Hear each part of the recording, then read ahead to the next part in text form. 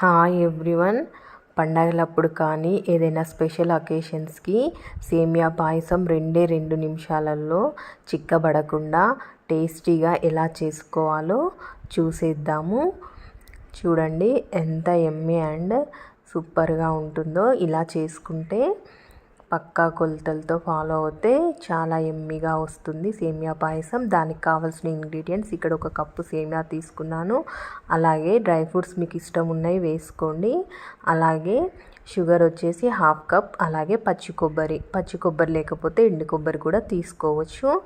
ఇక్కడ మనం 1 cup సేమియాకి 2 cups water అలాగే 2 కప్స్ పాలు వేసుకొని ఒక పొంగు వచ్చే వరకు మనము లో ఫ్లేమ్లో బాయిల్ చేసుకోవాలి పాలని.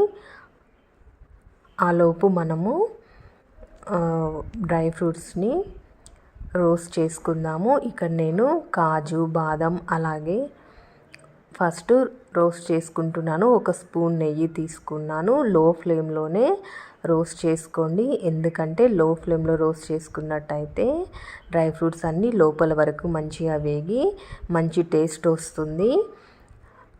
అవి కొంచెం వేగిన తర్వాత డ్రై గ్రేప్స్ని కూడా యాడ్ చేసుకొని మళ్ళీ ఒకసారి మిక్స్ చేసుకోండి.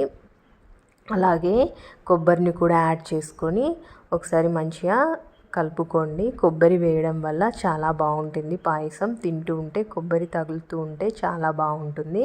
చూడండి ఇలా మంచిగా రోస్ట్ అయిన తర్వాత తీసి పక్కన పెట్టుకొని అదే గిన్నెలో మనము సేమియాని కూడా లో ఫ్లేమ్లో పెట్టుకొని గోల్డెన్ బ్రౌన్ వచ్చే వరకు రోస్ట్ చేసుకోవాలి.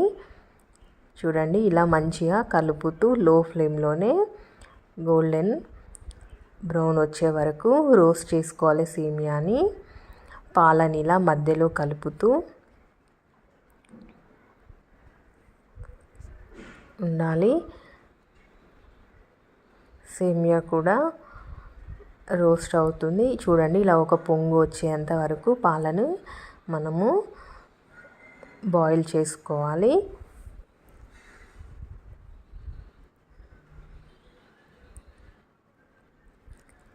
ఇప్పుడు మనం రోస్ట్ చేసుకున్న సేమియాలో ఈ పాలు యాడ్ చేసుకోండి.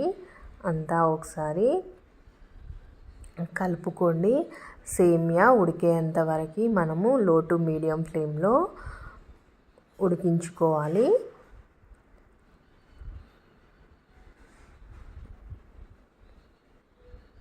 చూడండి సేమియా ఉడికిపోయింది. ఇప్పుడు మనము 1/2 కప్ షుగర్ని యాడ్ చేసుకొని అంతా మంచిగా ఒకసారి మిక్స్ చేసుకోండి.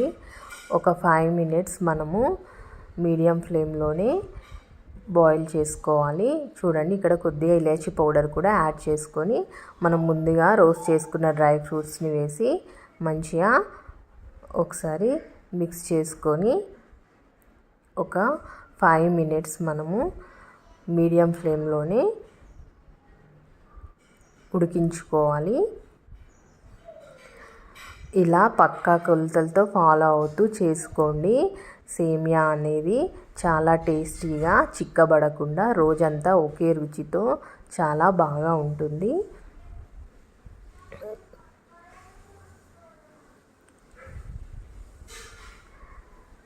నా రెసిపీ నచ్చినట్లయితే లైక్ చేయండి. నా ఛానల్ని సబ్స్క్రైబ్ చేయడం మర్చిపోవద్దు. మరిన్ని రెసిపీస్ కోసం నా ఛానల్ని ఫాలో అవుతూ ఉండండి. నా రెసిపీ నచ్చినట్లయితే మీరు ట్రై చేయండి. మీకు ఎలా వచ్చిందో కామెంట్ సెక్షన్లో నాకు షేర్ చేయండి. చూడండి మూత పెట్టేసి ఒక 2 మినిట్స్ మనము ఉంచుకుంటే సరిపోతుంది. సేమియా పాయసం అయిపోయినట్టే.